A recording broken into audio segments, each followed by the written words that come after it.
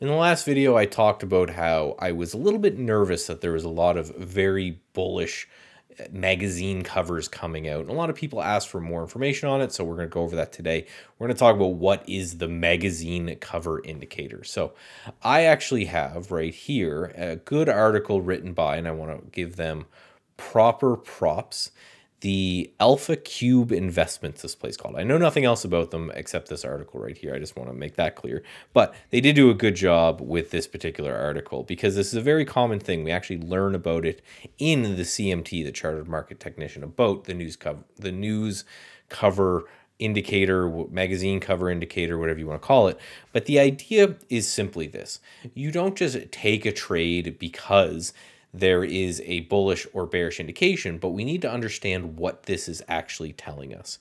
And here's just some examples. This is the New Yorker in 1929, came out the day right before the great collapse that happened here. We have a picture again from 1929 that happened. Newsweek is talking about how the war is going to, destroy the economy right at the bottom.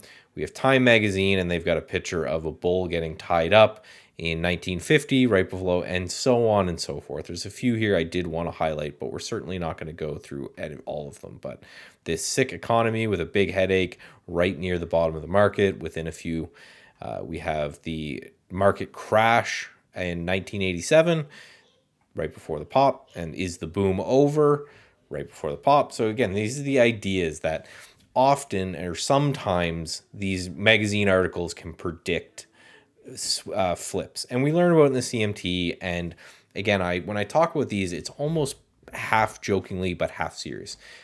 What is the idea behind here? So never once has anyone ever been able to backtest that a good news article comes out, you short the market, or a bad news article comes out and you buy the market. It doesn't work like that, and it doesn't happen that way at all. What happens is we start to see more and more bullish signs at near or at tops just because the market moves on positioning. If the entire world is long Bitcoin, for example, everybody out there owns Bitcoin. Every man, woman, and child has a Bitcoin and they're buying it. Eventually that has to stop. Nvidia, I think, is a great example right now. Right now, a lot of people own Nvidia. I would argue most people out there may own Nvidia. But that doesn't necessarily mean that Nvidia is going to reverse from here. But what it means is that the rate of acceleration on Nvidia may pause or come to a stop. And the reason for that is, again, simply people can't keep buying forever. So when people joke about this, serious or otherwise, what they're really saying is that this trend may have gotten long in the tooth and there may be too many participants. So what happens in markets is that as a trend continues, you have the professional traders who are always looking for a way to unload their shares. They are large institutions, they are large banks, they are hedge funds, whatever it is that you want to call them. But as this trend is happening right here in Nvidia, and we are going up day after day, week after week, nonstop, there is the amateur trader that buys in on these overextended moves. There is the professional trader in the institution who has already been long for a period of time and looking to exit and using that retail trader to exit. This is just a game as old as time. It's not a scam. They're not out to get you. They just need to sell, because if you are a hedge fund manager and you bought 5% of your portfolio of Nvidia and you did that around $200, that is now 5x. So it's now a quarter of your portfolio is Nvidia. You have to sell some, and you don't want to be selling on the way down. So the reason people are very focused on this magazine cover indicator is because of the lag that happens. So a news article or a journalist sees that Nvidia is going crazy.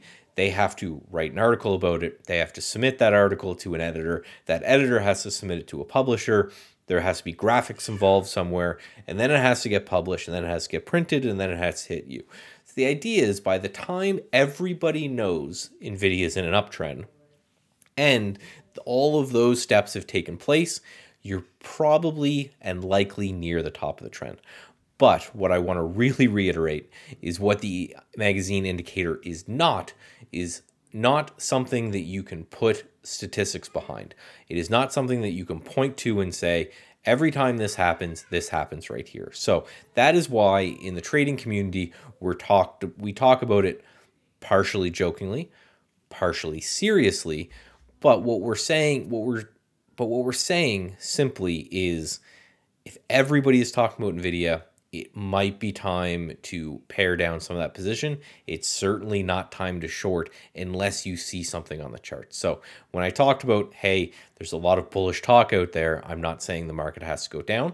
I'm just saying the rate of change may stop for a little bit. Brian Shannon has a great quote that I absolutely love, which is overbought conditions can correct via price or via time, which means that it can either pull down in price or we can just chop sideways for a period of time. So that's what I mean when I say the magazine cover. That's what I mean when I talk about, the boat might be too loaded on one side. Not saying that it's the end of days and we should all run for the hill, but if you have a bunch of Nvidia from a lower price, if it was me, I would be looking to find places to get some of that out anyway. As I showed you even in that article, sometimes months can go by. So partially a joke, partially the truth, but that is the truth of the magazine cover indicator.